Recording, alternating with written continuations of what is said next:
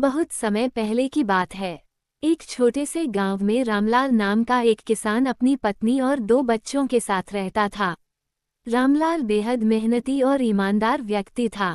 उसका दिन खेतों में काम करते हुए और रातें अपने परिवार के साथ बिताने में बीतता था। हालांकि वह खेतों में दिन रात मेहनत करता था, लेकिन जो फसल होती वह इतनी कम होती कि उसका परिवार मुश्किल से गुजारा कर पाता। गांव के लोग रामलाल को उसकी सच्चाई और ईमानदारी के लिए जानते थे। कई बार लोग उसे सलाह देते कि थोड़ा चालाक बनो, लेकिन रामलाल ने हमेशा सच्चाई का रास्ता अपनाया। वह सोचता था कि ईमानदारी ही सबसे बड़ा धन है। एक दिन की बात है। रामलाल सुबह जल्दी उठा और अपने खेत की जुताई करने लगा। सूरज तेज चमक रहा था और रामलाल पसीने से तरबतर था। जैसे ही वह हल चला रहा था, उसका हल अचानक किसी कठोर चीज से टकराया। रामलाल को लगा कि यह कोई बड़ा पत्थर होगा। उसने फावड़ा उठाया और उस स्थान को खोदने लगा। थोड़ी देर बाद उसने देखा कि मिट्टी के नीचे एक पुराना, जंग लगा हुआ लोहे का बर्तन था। बर्तन को बाहर निकालने के बाद रामलाल ने उत्सुकता से उसका ढक्कन खोला। बर्तन के अंदर सोने के चमचमाते सिक्के भरे हुए थे। रामलाल की आंखें खुशी से चमक उठीं। उसने सोचा, ये तो किसी चमत्कार से कम नहीं है। अगर यह सोना मेरा हो जाए तो मेरी गरीबी हमेशा के लिए खत्म हो जाएगी। मेरे बच्चे अच्छे कपड़े पहनेंगे और मैं अपनी पत्नी को आरामदायक जीवन दे सकूंगा। लेकिन जैसे ही यह विचार उसके मन में आया, वैसे ही एक और आवाज उसके भीतर गूंजने लगी। वह सोचने लगा, क्या ये सोना सच में मेरा है? मैंने इसे कमाया नहीं है। इसे अपने पास रखना क्या सही होगा? रामलाल ने बर्तन को वहीं रखा और सोचने लगा। उसके मन में द्वंद्व शुरू हो गया। एक तरफ उसकी गरीबी थी और दूसरी तरफ उसकी ईमानदारी। अंत में उसकी सच्चाई ने जीत हासिल की। उसने फैसला किया कि वह ये बर्तन गांव के मुखिया को देगा ताकि इसका असली मालिक इसे वापस पा सके। रामलाल बर्तन लेकर गांव के मुखिया के पास पहुंचा। मुखिया गांव का सबसे समझदार और न्यायप्रिय व्यक्ति था। रामलाल ने उसे सारी बात बताई और कहा, ये बर्तन मुझे खेत में मिला है। मुझे नहीं पता कि इसका मालिक कौन है, लेकिन यह मेरा नहीं हो सकता। आप इसे सही व्यक्ति तक पहुंचाने में मेरी मदद करें। मुखिया ने रामलाल की बात ध्यान से सुनी। वो उसकी ईमानदारी से बहुत प्रभावित हुआ।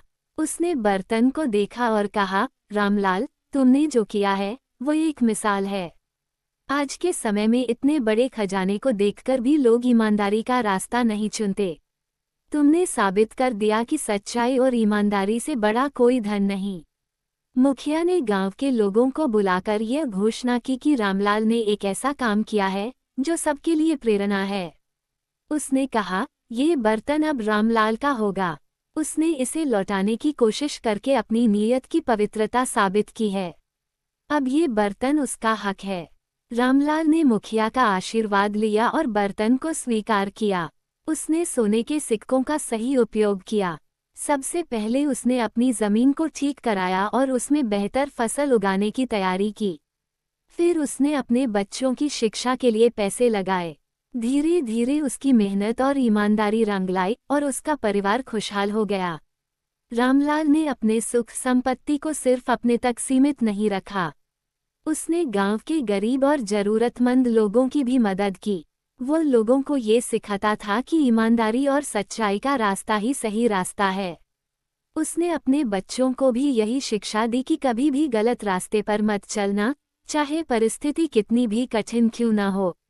बर्तन में मिले सोने के सिक्कों ने रामलाल और उसके परिवार का जीवन पूरी तरह बदल दिया। अब वो अपने खेतों में नई तकनीक का उपयोग करता और उसकी फसल पहले से कहीं अधिक अच्छी होती। उसका परिवार अब सुखी और संतुष्ट था। रामलाल ने गांव में अपने ईमानदार और मेहनती स्वभाव से एक नई पहचान बना ली थी। लेकिन रामलाल की ईमानदारी और सफलता ने उसे अहंकारी नहीं बनाया। उसने अपनी संपत्ति को अपने परिवार की भलाई के साथ साथ दूसरों की मदद के लिए भी उपयोग करने का निर्णय लिया। उसने सोचा, ईश्वर ने मुझे ये धन दिया है, लेकिन ये केवल मेरे लिए नहीं है। इसे दूसरों की भलाई में भी लगाना चाहिए। एक दिन रामलाल ने गांव के मुखिया और अन्य बड़े बुजुर्गों को अपने घर बुलाया। उसने कहा, मुझे ये धन ईमानदारी के रास्ते पर चलने के लिए मिला है। मैं चाहता हूँ कि इसका उपयोग केवल मेरे परिवार के लिए नहीं, बल्कि पूरे गांव की भलाई के लिए हो। रामलाल ने सुझाव दिया कि गांव में एक स्कूल बनाया जाए, ताकि गांव के सभी बच्चों को अच्छी शिक्षा मिल सके। इसके अलावा उसने एक कुएं और सिंचाई के लिए एक नहर बनवाने की योजना बनाई, ताकि पानी की कमी से गांव के किसानों को परेशानी न हो। रामलाल ने अपनी संपत्ति का एक बड़ा हिस्सा गांव के विकास के लिए दान कर दिया। जल्द ही गांव में एक छोटा लेकिन सुंदर स्कूल बन गया। बच्चों ने वहां पढ़ाई शुरू की। रामलाल ने अपने बच्चों को भी उसी स्कूल में दाखिला दिलवाया, ताकि वे भी गांव के अन्य बच्चों के साथ समान रूप से पढ़ सकें। इसके अलावा गांव के किसानों के लिए एक नहर का निर्माण किया गया। अब किसानों को सिंचाई के लिए बारिश पर निर्भर नहीं रहना पड़ता था। इससे गांव में फसल की पैदावार बढ़ गई और हर घर में खुशहाली आ गई। गांव में अब चारों तरफ खुशहाली का माहौल था। लोग रामलाल की प्रशंसा करते नहीं थकते थे। रामलाल ने अपने काम से यह साबित कर दिया कि सच्चाई और परोपकार का रास्ता सबसे सही होता है। उसने न केवल अपने परिवार को गरीबी से बाहर निकाला, बल्कि पूरे गांव को एक नई दिशा दी। गांव में हर व्यक्ति रामलाल को आदर और प्रेम से देखता था। उसकी ईमानदारी और दयालुता ने उसे सबका प्रिय बना दिया था। कुछ समय बाद गांव में एक नई समस्या खड़ी हो गई। पास के जंगल में डाकुओं का एक गिरोह आ गया था। वे गांव के लोगों को डरा धमकाकर उनकी संपत्ति लूटने लगे। गांव के लोग बहुत परेशान हो गए। उन्होंने रामलाल से मदद की गुहार लगाई। रामलाल ने सोचा, अगर हम सभी मिलकर इस समस्या का सामना करें, तो हम इन डाकुओं से निपट सकते हैं। उसने गांव के सभी लोगों को एकत्र किया और उन्हें साहस और एकता का पाठ पढ़ाया। रामलाल ने गांव के लोगों के साथ मिलकर एक योजना बनाई। उन्होंने रात के समय पहरेदारी शुरू कर दी। सभी गांव वाले मिलकर बारी बारी से पहरा देते। कुछ ही दिनों में डाकुओं को समझ में आ गया कि गांव वाले अब डरने वाले नहीं हैं। उन्होंने गांव को छोड़ दिया और वहां से भाग गए। इस घटना ने गांव के लोगों को एक और सीख दी कि एकता में शक्ति होती है। रामलाल ने उन्हें न केवल ईमानदारी का पाठ पढ़ाया, बल्कि यह भी सिखाया कि साहस और एकता से बड़ी समस्या का समाधान किया जा सकता है। रामलाल की ईमानदारी, परोपकार और नेतृत्व ने पूरे गांव को एक नई दिशा दी। अब गांव में स्कूल, नहर और सिंचाई की बेहतर सुविधाएं थीं। बच्चे पढ़ाई कर रहे थे, किसान खुशहाल थे और हर घर में खुशियां थीं। लेकिन तरक्की के साथ साथ नई चुनौतियां भी आने लगीं। गांव में कुछ लोग ऐसे भी थे जो रामलाल की लोकप्रियता और उसके कामों से जलने लगे थे। वे सोचते थे, रामलाल की वजह से पूरा गांव उसकी तारीफ करता है। अगर वह इसी तरह लोकप्रिय होता गया, तो हम लोगों की कोई इज्जत नहीं रहेगी। ऐसे लोगों ने रामलाल को नीचा दिखाने की साजिश रचनी शुरू कर दी। एक दिन गांव के कुछ लोगों ने मुखिया के पास जाकर कहा, रामलाल ने जो सोने का बर्तन पाया था, वह पूरा गांव का था। उसने केवल कुछ हिस्सा गांव को दिया और बाकी अपने पास रख लिया। उसने अपनी संपत्ति बढ़ाने के लिए धोखा दिया है। मुखिया ये सुनकर चौंक गया। उसने रामलाल को बुलाया और उससे जवाब मांगा। रामलाल ने शांति से कहा, मुखिया जी, मैंने जो कुछ भी पाया था, वह सब आपको सौंप दिया था। आप खुद गवाह हैं। मैंने अपनी ईमानदारी से कुछ भी नहीं छिपाया। मुखिया ने गांव के अन्य लोगों से भी इस बारे में पूछा। अधिकतर लोगों ने रामलाल की ईमानदारी की गवाही दी, लेकिन कुछ जलनखोर लोग अब भी उसे दोषी ठहराने की कोशिश कर रहे थे। मुखिया ने इस मामले की गहराई से जांच करने का फैसला किया। उसने गांव के बड़े बुजुर्गों को बुलाकर चर्चा की और यह निष्कर्ष निकाला कि रामलाल ने कोई भी गलत काम नहीं किया है। मुखिया ने उन लोगों को डांटा जिन्होंने झूठे आरोप लगाए थे। मुखिया ने गांव के लोगों के सामने घोषणा की, रामलाल जैसा ईमानदार व्यक्ति पूरे गांव के लिए प्रेरणा है। जो लोग इस पर झूठे आरोप लगा रहे हैं, उन्हें अपनी गलती स्वीकार करनी चाहिए। झूठे आरोप लगाने वालों को अपनी गलती का एहसास हुआ और उन्होंने रामलाल से माफ़ी मांगी। रामलाल ने उन्हें माफ़ कर दिया और कहा, हम सब इंसान हैं। गलती करना स्वाभाविक है, लेकिन सच्चाई को स्वीकार करना और सुधार करना सबसे बड़ा गुण है। रामलाल ने इस घटना के बाद एक नई योजना बनाई। उसने देखा कि गांव में स्वास्थ्य सेवाओं की बहुत कमी थी। अगर कोई बीमार पड़ता तो उसे शहर के अस्पताल जाना पड़ता, जो दूर था। उसने मुखिया और गांव के लोगों से सलाह ली और फैसला किया कि गांव में एक छोटा अस्पताल बनवाया जाएगा। रामलाल ने अपनी बचत और गांव के अन्य संपन्न लोगों के सहयोग से अस्पताल का निर्माण शुरू किया। कुछ ही महीनों में गांव में एक छोटा लेकिन सुविधाजनक अस्पताल बनकर तैयार हो गया। अब गांव के लोग छोटी मोटी बीमारियों का इलाज यहीं करा सकते थे। अस्पताल बनने के बाद रामलाल की प्रतिष्ठा और भी बढ़ गई। वह न केवल अपने गांव में बल्कि आसपास के गांवों में भी एक प्रेरणा बन गया। लोग उससे मिलने आते और उसकी सलाह लेते। रामलाल ने गांव के बच्चों और युवाओं को शिक्षा और ईमानदारी का महत्व समझाया। उसने उन्हें सिखाया कि मेहनत, सच्चाई और दूसरों की मदद करने से ही जीवन में सच्ची सफलता मिलती है। रामलाल के प्रयासों ने पूरे गांव को एक आदर्श बना दिया। आसपास के गांवों के लोग वहां आकर सीखने लगे कि किस तरह एकता और ईमानदारी से तरक्की की जा सकती है।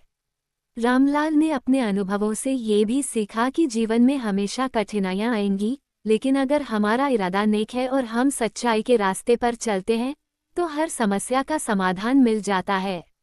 रामलाल की मेहनत और ईमानदारी ने गांव को एक आदर्श स्थान बना दिया था। उसके बनाए स्कूल और अस्पताल ने गांव के बच्चों और लोगों को नई दिशा दी। अब गांव के युवा पढ़ लिखकर बड़े सपने देखने लगे थे। रामलाल ने महसूस किया कि केवल सुविधाएं देना ही काफी नहीं है, नई पीढ़ी को जिम्मेदार और ईमानदार बनाना भी जरूरी है। उसने गांव के युवाओं के लिए एक सभा आयोजित की और उनसे कहा, इस गांव को जो भी तरक्की मिली है वह हमारी एकता और सच्चाई की वजह से है। अब तुम्हारी जिम्मेदारी है कि इसे आगे बढ़ाओ। युवाओं ने रामलाल के इस संदेश को गंभीरता से लिया और वादा किया कि वे हमेशा ईमानदारी और परोपकार के मार्ग पर चलेंगे। रामलाल ने सोचा कि केवल अपने गांव तक सीमित रहना काफी नहीं है। आसपास के गांवों में भी शिक्षा और विकास की जरूरत थी। उसने अपने गांव के पढ़े लिखे युवाओं को प्रोत्साहित किया कि वे अन्य गांवों में जाकर बच्चों को पढ़ाएं। कुछ ही समय में रामलाल के प्रयासों से आसपास के गांवों में भी शिक्षा का प्रसार होने लगा। कई गांवों ने अपने अपने स्कूल खोल लिए और रामलाल के गांव को प्रेरणा के रूप में देखा। एक दिन गांव में एक नई समस्या खड़ी हो गई। गांव के पास बहने वाली नदी में प्रदूषण बढ़ने लगा था। इस वजह से गांव में पीने के पानी की कमी होने लगी। गांव के लोग इस समस्या से बहुत परेशान थे। रामलाल ने इस समस्या को हल करने का बीड़ा उठाया। उसने गांव के लोगों को इकट्ठा किया और कहा, ये हमारी जिम्मेदारी है कि हम अपनी नदी को स्वच्छ रखें। अगर हम इसे साफ नहीं करेंगे तो ये हमारी आने वाली पीढ़ियों के लिए खतरा बन जाएगी। रामलाल ने गांव के युवाओं और बच्चों को इस अभियान में शामिल किया। उन्होंने नदी के किनारे सफाई अभियान चलाया और गांव के लोगों को जागरूक किया कि वे नदी में कचरा न डालें।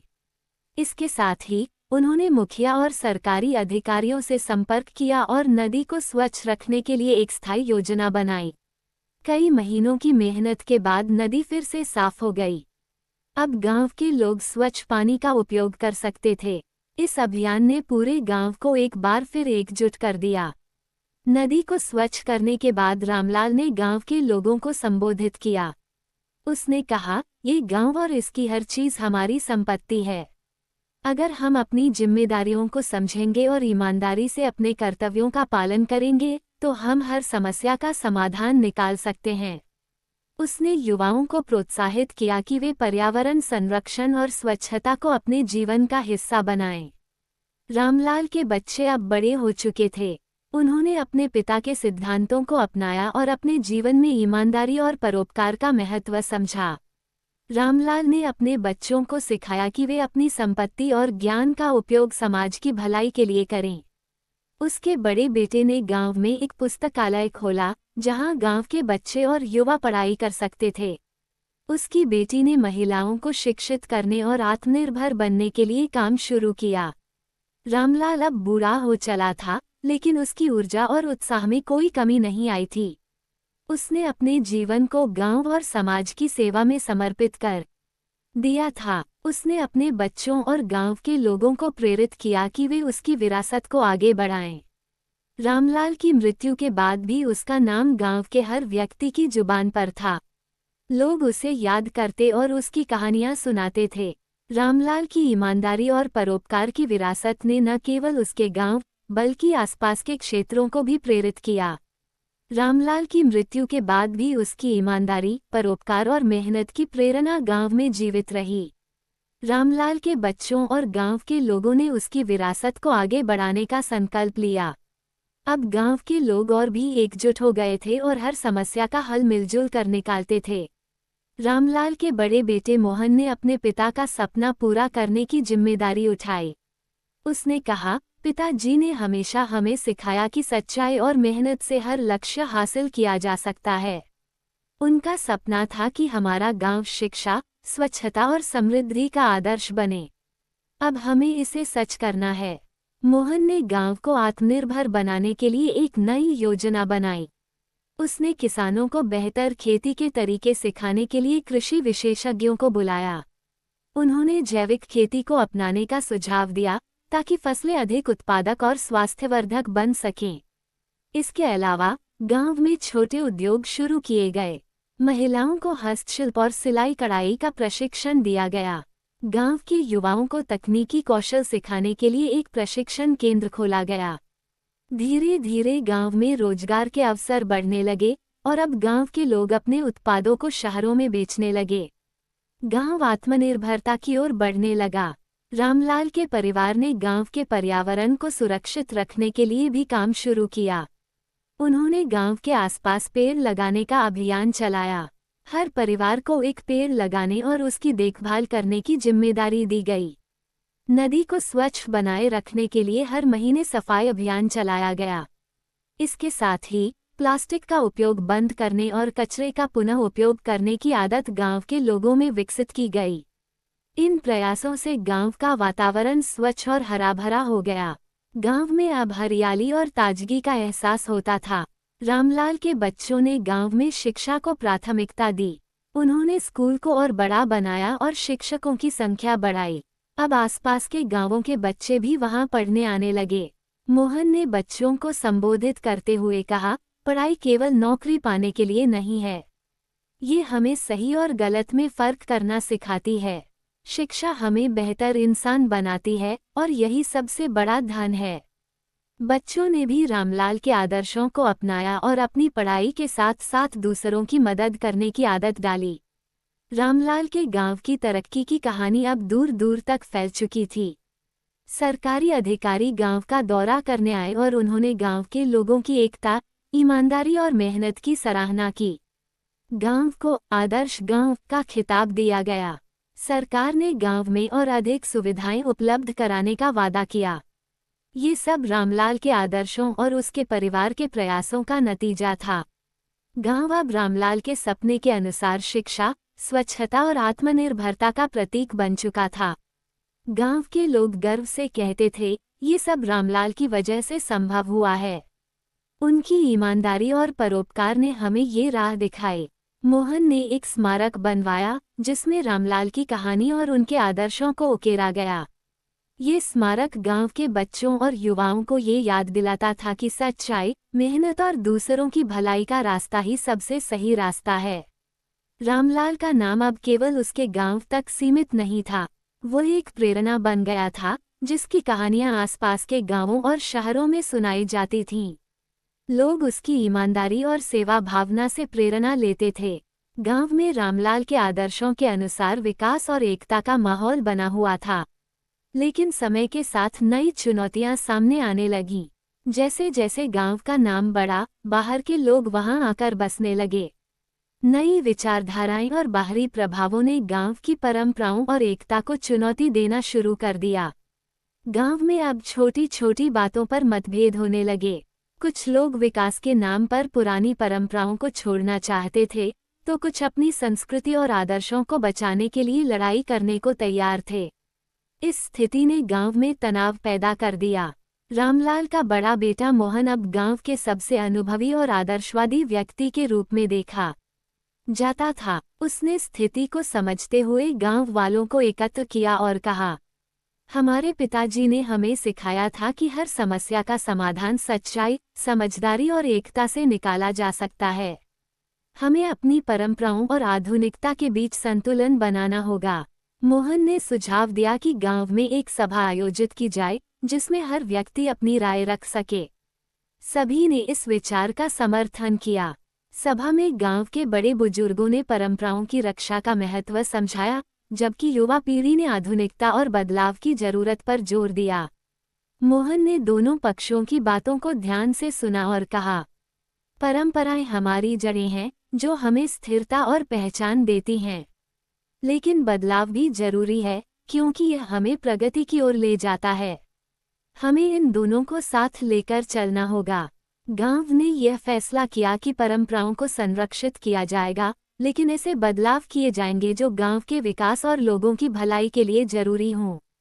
मोहन ने गांव में एक सांस्कृतिक केंद्र बनाने की योजना बनाई जहां परंपराओं और आधुनिकता का संगम हो। इस केंद्र में गांव के इतिहास, रामलाल की कहानी और परंपरागत कलाओं को संरक्षित किया गया। साथ ही वहां आधुनिक तकनीकी प्रशिक्षण और कौशल विकास की कक्षाएं भी चलाई गईं। ये केंद्र गांव के लोगों के लिए प्रेरणा का स्रोत बन गया। यहाँ युवा अपनी जड़ों से जुड़े रहते, साथ ही नए कौशल सीखकर आत्मनिर्भर बनते। सांस्कृतिक केंद्र के कारण गांव में पर्यटन बढ़ने लगा। लोग रामलाल की कहानी और गांव के आदर्शों को देखने और समझने के लिए आने लगे।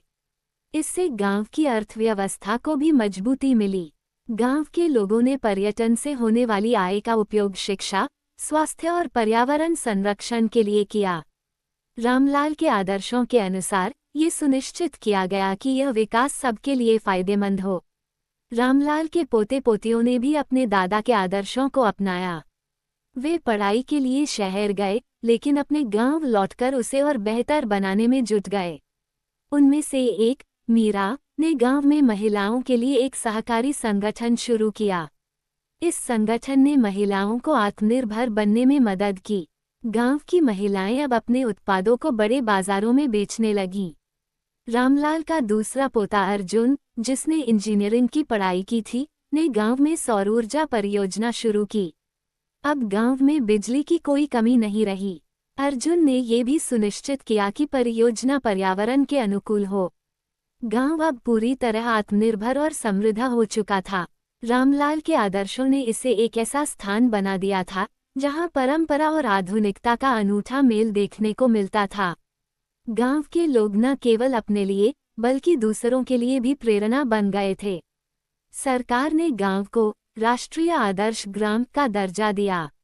ये सब रामलाल की ईमानदारी, मेहनत और परोपकार के कारण संभव हुआ था। रामलाल की कहानी अब किताबों और पाठ्यक्रमों का हिस्सा बन चुकी थी। बच्चे उसकी कहानी पढ़ते और सीखते थे कि सच्चाई, परोपकार और मेहनत से जीवन में हर लक्ष्य हासिल किया जा सकता है। गांव के लोग गर्व से कहते थे, हमारे गांव का हर पत्थर रामलाल की कहानी सुनाता है। उसने हमें दिखाया कि सच्चाई और परोपकार से न केवल अपना बल्कि दूसरों का जीवन भी बदला जा सकता है। रामलाल के गांव की कहानी अब केवल आसपास के क्षेत्रों तक सीमित नहीं थी। पूरे देश में रामलाल और उसके आदर्शों की चर्चा होने लगी। सरकारी और गैर सरकारी संस्थाएं गांव के विकास मॉडल का अध्ययन करने लगीं। इसे रामलाल मॉडल का नाम दिया गया, जो शिक्षा, स्वच्छता, आत्मनिर्भरता और पर्यावरण संरक्षण पर आधारित था। गांव के विकास को देखने और सीखने के लिए देश भर से लोग आने लगे। कई नेताओं और सामाजिक कार्यकर्ताओं ने इस गांव को आदर्श मानते हुए अपने क्षेत्रों में इसी तरह के प्रयास शुरू किए। रामलाल के पोते पोतियों ने राष्ट्रीय और अंतर्राष्ट्रीय स्तर पर काम करना शुरू किया। मीरा, जो महिलाओं के लिए काम कर रही थी, ने ग्रामीण क्षेत्रों में महिला सशक्तिकरण को लेकर कई नई योजनाएं शुरू कीं। उसने सरकारी और निजी संस्थानों के साथ मिलकर देशभर में सहकारी संगठनों की स्थापना की। अर्जुन, जिसने गांव में सौर ऊर्जा परियोजना शुरू की थी, ने अन्य गांवों में भी इसी तरह की परियोजनाएं शुरू कीं। उसकी योजना ने सैकड़ों गांवों को बिजली और आत्मनिर्भरता प्रदान की। रामलाल का छोटा पोता अनिल, जो एक शिक्षक था, ने शिक्षा के क्षेत्र में नई पहल शुरू की। उसने ग्रामीण बच्चों के लिए डिजिटल शिक्षा को सुलभ बनाने का काम किया। गांव की तरक्की की कहानी अब अंतर्राष्ट्रीय स्तर पर भी पहुंच चुकी थी। कई विदेशी संस्थाएं इस गांव का दौरा करने लगीं। उन्होंने रामलाल के आदर्शों और गांव के लोगों की मेहनत को सराहा। संयुक्त राष्ट्र ने इस गांव को सस्टेनेबल डेवलपमेंट मॉडल विलेज का दर्जा दिया। रामलाल के नाम पर एक अंतर्राष्ट्रीय पुरस्कार की स्थापना की गई, जो उन व्यक्तियों या संगठनों को दिया जाता था जिन्होंने समाज की भलाई के लिए उत्कृष्ट कार्य किया हो। गांव के बच्चे, जो अब शिक्षा और सुविधाओं से लैस थे, बड़े सपने देखने लगे। लेकिन उनकी सोच में एक बात समान थी, वे अपने गांव और समाज की भलाई के लिए कुछ करना चाहते थे। एक बच्चे ने कहा, हमने दादाजी रामलाल की कहानियां सुनी हैं। हम भी उनकी तरह कुछ ऐसा करना चाहते हैं जिससे दुनिया हमें याद रखे। बच्चों ने मिलकर एक पर्यावरण संरक्षण समूह बनाया, जो पेड़ लगाने, पानी बचाने और कचरे के प्रबंधन के लिए काम करता था। उनकी यह पहल पूरे देश में चर्चा का विषय बन गई।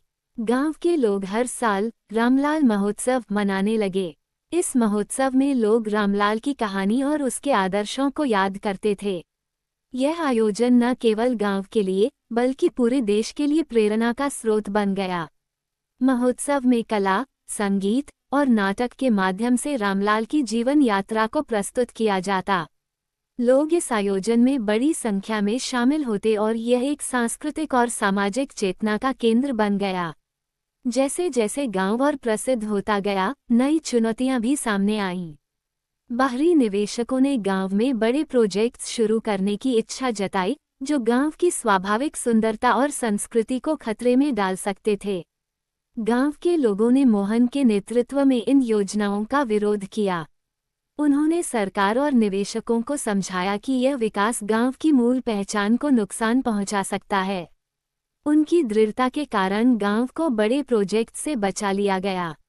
समय के साथ रामलाल का नाम केवल एक व्यक्ति का नाम नहीं रहा।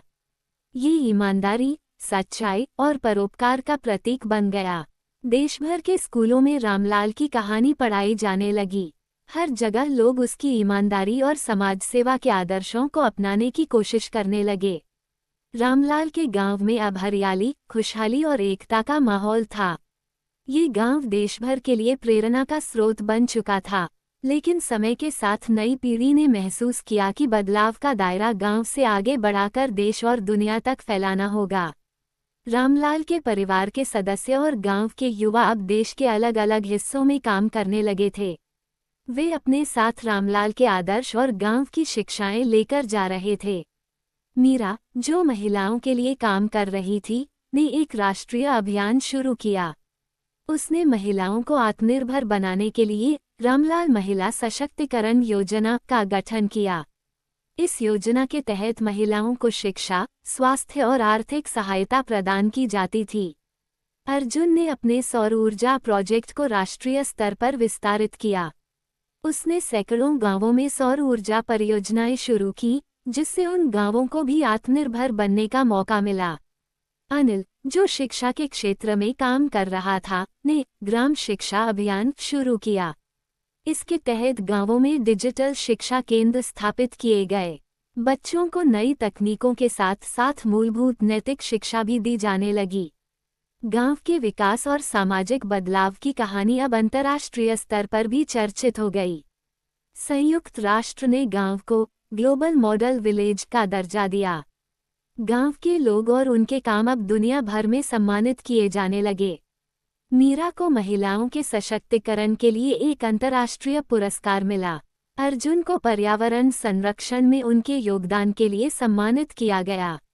अनिल को शिक्षा के क्षेत्र में उनके योगदान के लिए विश्व स्तर पर पहचान मिली। रामलाल के परिवार और गांव के बुजुर्गों ने मिलकर फैसला किया कि अब नेतृत्व की बागडोर नई पीढ़ी को सौंपी जानी चाहिए। मोहन ने कहा, रामलाल ने हमें जो रास्ता दिखाया, वह सच्चाई, मेहनत और सेवा का रास्ता है। हमें यकीन है कि नई पीढ़ी इस रास्ते पर चलकर इसे और आगे ले जाएगी। गांव के युवा अब विभिन्न समितियों और समूहों का नेतृत्व करने लगे। उन्होंने नई तकनीकों और विचारों को अपनाकर गांव को और अधिक उन्नत बनाने की दिशा में काम शुरू किया। गांव में कई नई परियोजनाएं शुरू की गईं। 1. स्वास्थ्य केंद्रों का विस्तार। गांव में एक आधुनिक अस्पताल बनाया गया, जहां मुफ्त चिकित्सा सेवाएं प्रदान की जाती थीं। 2. पुनर्नवीकरणीय ऊर्जा परियोजनाएं। सौर ऊर्जा के साथ साथ पवन ऊर्जा का भी उपयोग शुरू किया गया। 3. पर्यटन और सांस्कृतिक केंद्र। गांव में एक सांस्कृतिक संग्रहालय बनाया गया, जहां लोग रामलाल की कहानी और गांव के विकास की यात्रा देख सकते थे। गांव के युवा अब केवल अपने गांव तक सीमित नहीं रहना चाहते थे। उन्होंने आसपास के गांवों में जाकर विकास के काम शुरू किए। वे रामलाल के आदर्शों को हर जगह फैलाने के लिए प्रतिबद्ध थे। युवाओं ने कहा, रामलाल ने हमें सिखाया कि सच्चाई और मेहनत से कोई भी बदलाव संभव है। अब हमारी जिम्मेदारी है कि हम उनकी इस शिक्षा को हर जगह पहुंचाएं। जैसे जैसे गांव और प्रसिद्ध होता गया, बाहरी लोग यहां निवेश करने के लिए आने लगे। कुछ लोग ऐसे भी थे जो गांव की लोकप्रियता का फायदा उठाकर अपना स्वार्थ सिद्ध करना चाहते थे। गांव के लोगों ने एकजुट होकर इन चुनौतियों का सामना किया। उन्होंने बाहरी निवेशकों को स्पष्ट कर दिया कि वे केवल उन्हीं परियोजनाओं को स्वीकार करेंगे जो गांव और पर्यावरण के लिए लाभदायक होंगी। गांव के हर कोने में रामलाल की उपस्थिति महसूस की जाती थी। उनकी ईमानदारी, मेहनत और सेवा की भावना हर व्यक्ति के दिल में थी। गांव के मुख्य चौराहे पर एक स्मारक बनाया गया, जिसमें लिखा था, सच्चाई और मेहनत से कोई भी सपना सच किया जा सकता है। दूसरों की भलाई में ही अपनी भलाई है। शिक्षा। एक व्यक्ति के आदर्श पूरे समाज को बदल सकते हैं। 2. सच्चाई और परोपकार से हर चुनौती का सामना किया जा सकता है। 3. नई पीढ़ी को परंपराओं और आधुनिकता का संतुलन बनाना सीखना चाहिए।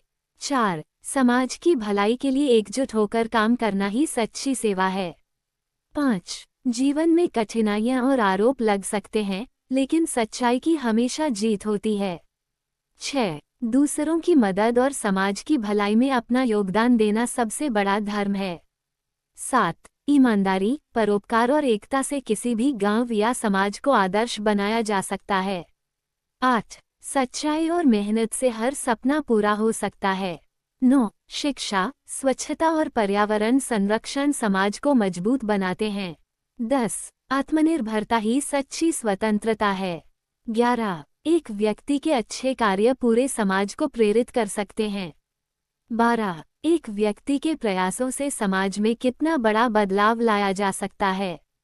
13. सच्चाई और मेहनत से हर समस्या का समाधान संभव है। 14. समाज की सेवा करना सबसे बड़ा धर्म है। 15. परंपराओं और आधुनिकता का संतुलन समाज को स्थिर और समृद्ध बनाता है। 16. शिक्षा, स्वच्छता और पर्यावरण संरक्षण किसी भी समाज की नींव होती हैं। सीख। इस कहानी से हमें ये सीख मिलती है कि चाहे परिस्थिति कितनी भी कठिन क्यों न हो, हमें हमेशा सच्चाई का रास्ता अपनाना चाहिए। ईमानदारी न केवल हमारे जीवन को बेहतर बनाती है, बल्कि ये दूसरों को भी प्रेरित करती है। रामलाल की कहानी आज भी लोगों को प्रेरणा देती है।